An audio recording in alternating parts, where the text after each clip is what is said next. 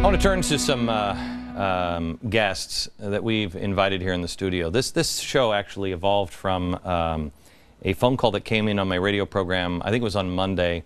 The video of the kids, the middle school kids that were singing about, you know, hey, stand up and protest, you know, these corporations. That was taken, the video was taken by a fan of the show and a listener of mine. We flew her in, but because of the bad weather here in New York, they just landed, so they're not going to be able to be on the program tonight.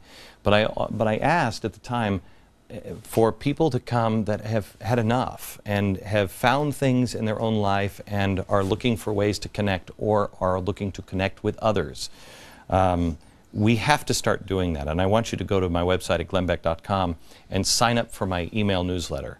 There's coming information on some things that I'm working on that I want you to be able to read and understand. I need to be able to reach out to you at glennbeck.com. Please sign up now. Now, Cindy Rose is a mother from Maryland who was outraged what was written in her 9-year-old daughter's textbook. Glenn Rickabaugh is a dad from Pennsylvania who says one of his daughter's teachers is a Marxist. His daughter is here with him, trying to get the school board now to stop the alleged indoctrination. Nick Pandelias is a doctor who founded York Suburban Citizens for Responsible Government in Pennsylvania. He and others have been taking a stand against proposed tax hikes to fund benefits and raises for teachers. I don't know why he hates teachers so much. And Lisa Becker is here. She works at Dayspring Christian Academy in Pennsylvania. This is a school that teaches children about principles and values and not politics. Cindy, let me start with you. This is Social Studies Alive, Our Community and Beyond. Your daughter was sick, and she needed to do some homework. Right. They brought it. It came home as makeup work. And what did you do? I started reading it, and the more I read it, the angrier I got. The chapters are about indoctrination, minimalizing anything that has to do with America. Talks about protesting, global activism. It's all about getting your child comfortable. I just wanted you to see this. Child care is important, but it's not free for people in the United States, or most families have to pay for child care. It can be very expensive. Some people have to pay as much for child care as they earn in their jobs when they don't have enough money to pay for other things such as food and health care. In some countries, like child care is a public service. For example, Denmark and Vietnam. Child care is free or costs very little. Well, let's all move to Vietnam, everybody. It makes it easier for parents to work. Then the question is, do you think age of this for the 9-year-olds? Do you think child care should be a public service in your community? Well, of course. Obviously. Then you have the global community here, where we just can't really be Americans anymore. It's global. I like this one. This is voting. Yeah. And what is this telling the kids to do? This is that they should go out and they should demonstrate. Isn't that the one on demonstration? They should go out and they should demonstrate, and you should have a voice in your community. Oh, and they're just kids.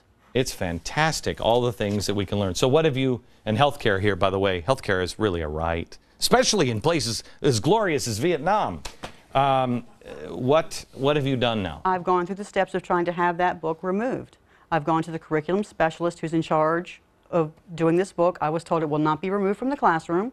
It will stay another year until the book comes up for its technical review, and next year is the time that it will be reviewed. I have to tell you, this lady who's now at the airport, I said to her, I said, you've got to pull your kids out of school. I home teach my children. And I said, you've got to pull your kids out of school. And she said something really, really great. She said, no, because then they'll just do it to all the other kids. That's right. And I had never looked at it that way, but she's right. But the reason, the genesis of this show is to get people to stand together. Cindy, do you have other parents with you in the school? I do have other parents. I have school board members. We have a brand new school board. They are addressing these issues. I'm going through the process of having this gotten rid of, and the new school board is helping me to get rid of this book. How many people had no idea 2 years ago how far down the river we have sold our children? It's amazing. It's amazing how far down. Glenn, how did you find out about your daughter's problem? Well, my daughter, she came home and told me that, first off, the movies are being shown in her school, not only Al Gore's movie, Inconvenient Truth, and not only the George Soros Story of Stuff, but she told me about a health teacher that she had in a health class. He was putting the movie Sicko on as a gold line-based standard to show how socialized medicine is so much better than privatized medicine, but America just hasn't caught on yet. and additionally making comments like the Constitution is 400 years old. Why would we follow a Constitution 400 years old that was drawn up by a bunch of rich old white guys? Did he, wait, did he actually say 400 years old? Yeah, yeah. Wow, he's smart. But who Hey, I'm very smart. It's 400 years old.